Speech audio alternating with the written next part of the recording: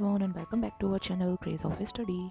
आज हम CTET top 10 most important question series में आज हम ईपीएस पेडागोजी के इम्पॉर्टेंट क्वेश्चंस देखेंगे। चलिए आइए शुरू करते हैं आज का हमारा वीडियो।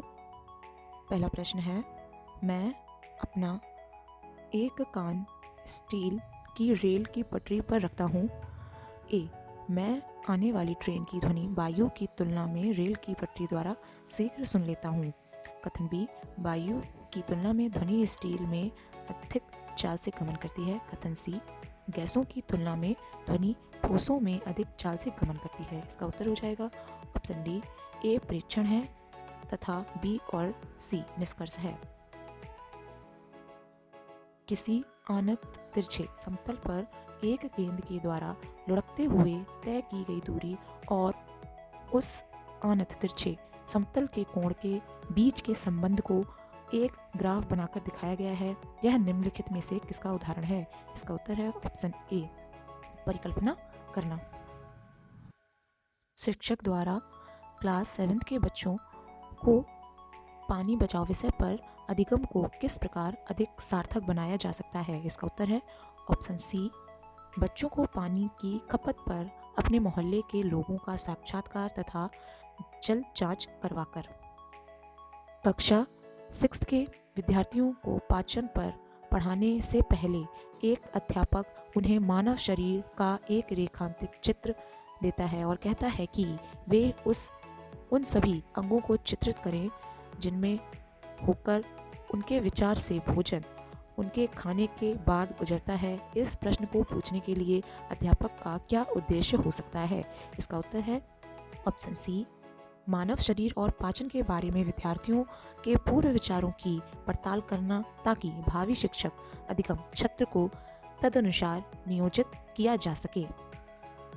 नीचे दी गई कोई सी परिस्थिति विद्यार्थियों को ज्ञान की खोज के लिए सर्वोत्तम अवसर प्रदान करती है। इसका उत्तर है ऑप्शन सी, विद्यार्थियों को अंकुरण के संबंध तथ्यों के प्रयोग के द्वारा खोज करने के लिए प्रोत्साहित करना। एक शिक्षक कक्षा में एक मोमबत्ती जली हुई मोमबत्ती को मेज पर रखता है, उसके बाद एक चार से उसे ढक देता है। कथन ए, कुछ देर बाद मोमबत्ती बुझ जाती है। कथन बी, मोमबत्ती के जलने के लिए हवा आवश्यक है।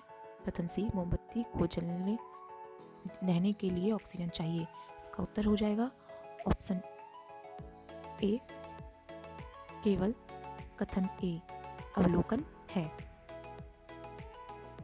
जब हम कहते हैं कि वैज्ञानिक ज्ञान अस्थायी है तो उससे हमारा अभिप्राय क्या है? इसका उत्तर हो जाएगा ऑप्शन सी, कि विद्यमान यानी वर्तमान वैज्ञानिक ज्ञान एक सबूतों के प्रकाश में संबोधित हो सकता है।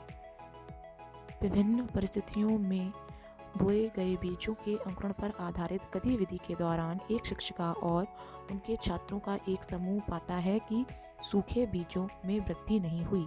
शिक्षिका छात्रों के समक्ष निम्नलिखित प्रश्न पूछती है। पहला प्रश्न, आपके विचार से ये बीज वृद्धि क्यों नहीं कर पा रहे? दूसरा प्रश्न, इनकी वृद्धि करने के लिए क्या किया जा सकता है? इस प्रश्न द्वारा शिक्षिका छात्रों में निम्न में से किस प्रक्रिया कौशल का विकास करने का प्रयास कर रही है? इसका उत्तर है ऑप्शन बी, पूर्वानुमान लगाना। निम्नलिखित में से कौन सा विज्ञान में प्रेक्षण करने के संदर्भ में सही नहीं है? इसका उत्तर है ऑप्शन सी, यह प्राकृतिक परिघटना के संदर्भ में निष्पक्ष सच्चाई देता है। अपनी विज्ञान की कक्षा में विषय ऊष्मा तथा तापमान के शिक्षण में अन्वेषण अधिगम का प्रयोग करते हुए योजना का क्रम दीजिए। योजनाएं हैं, ए, विद्यार्थियों को विभिन्न वस्तुओं में ऊष्मा के प्रभाव की दिशा संबंधित निष्कर्ष निकालने को कहे।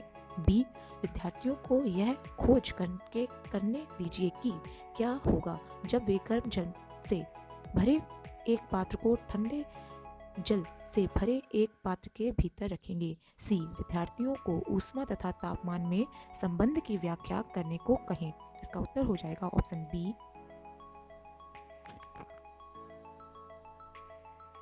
इसका उत्तर हो जाएगा ऑप्शन सी, पहले बी कथन आएगा फिर सी और फिर A. Thank you for watching this video.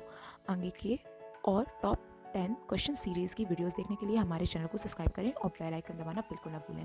Thank you for watching this video.